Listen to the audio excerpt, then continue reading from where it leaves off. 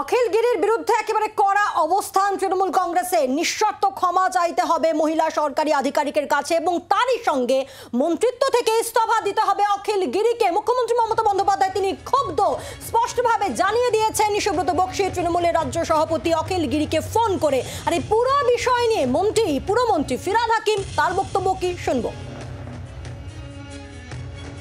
এটা আমি ঠিক জানি না, তবে মুখ্যমন্ত্রী সবসময় এটা হচ্ছে সহনশীল, ধৈর্য রাখা এবং যে কোনো সমস্যা, বিশেষ করে আমাদের সরকারের যে কোনো অফিসারের থাকে সেটা হাইয়েস্ট লেভেল পর্যন্ত আমরা আলোচনা করতে পারি। এখানে আমাদের ধৈর্য হারালে বিরোধী দলের তরফ থেকে কি প্রতিক্রিয়া আসছে আপনাদের শোনাবো। সুকান্ত মজুমদার বিজেপি রাজ্য সভাপতি সাংসদ, তার বক্তব্য তৃণমূল কংগ্রেসের এই পদক্ষেপের পর শুনুন। এটা মুখ্যমন্ত্রীর জন্যই হচ্ছে, কারণ অখিল গিরি যখন মহামান্য রাষ্ট্রপতি সম্পর্কে কুরুচিকর মন্তব্য করে পার পেয়ে গেলেন, মুখ্যমন্ত্রী কোনোভাবেই তার দলের মন্ত্রীকে মন্ত্রিত্ব থেকে সরালেন না, তাকে বহিষ্কার করলেন না, বা কমসে কম সতর্কীকরণের কোনো চিঠি পর্যন্ত দিলেন না, যেটা পাবলিকলি আসবে, যার ফলে সে কমসে কম সে বুঝতে পারবে যে আমি পার পেতে পারি না, যা ইচ্ছে তাই।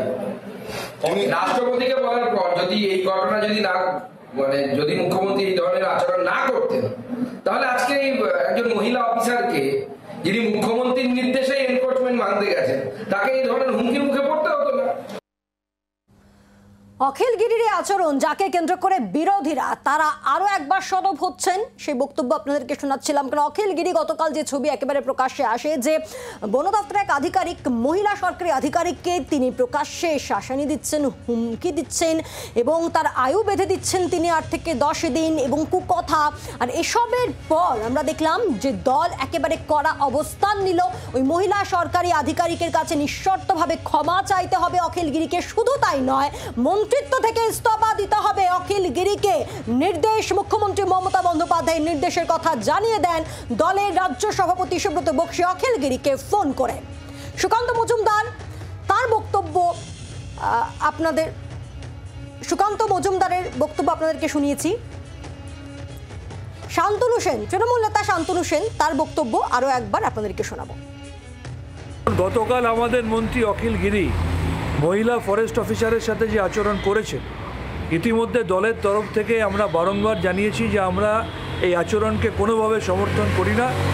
আমরা এটার প্রতিবাদ করেছি, বিরোধিতা করেছি এবং আমাদের মাননীয় বনমন্ত্রী বীরভা হাসদা ইতিমধ্যেই সেই মহিলা অফিসারের সাথেও যোগাযোগ করেছেন।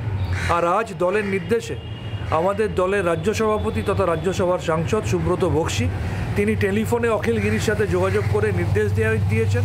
দলের তরফ থেকে তাকে বলা হয়েছে অবিলম্বে সেই মহিলা ফরেস্ট অফিসারের কাছে ক্ষমা চাইতে এবং দলের কাছে তার পদত্যাগপত্র পাঠিয়ে দিতে। লক্ষণীয় বিষয়, এই ধরনের রাজধর্ম পালন একমাত্র তৃণমূল কংগ্রেসই দলগতভাবে করতে পারে। নারী বিদ্বেষী ভারতীয় জনতা পার্টি কোনোদিন এই রাজধর্ম পালন করার ক্ষমতা দেখাতে পারবে না। বাংলার আওয়াজ, বাঙালির আবেগ, জি 24 ঘন্টা।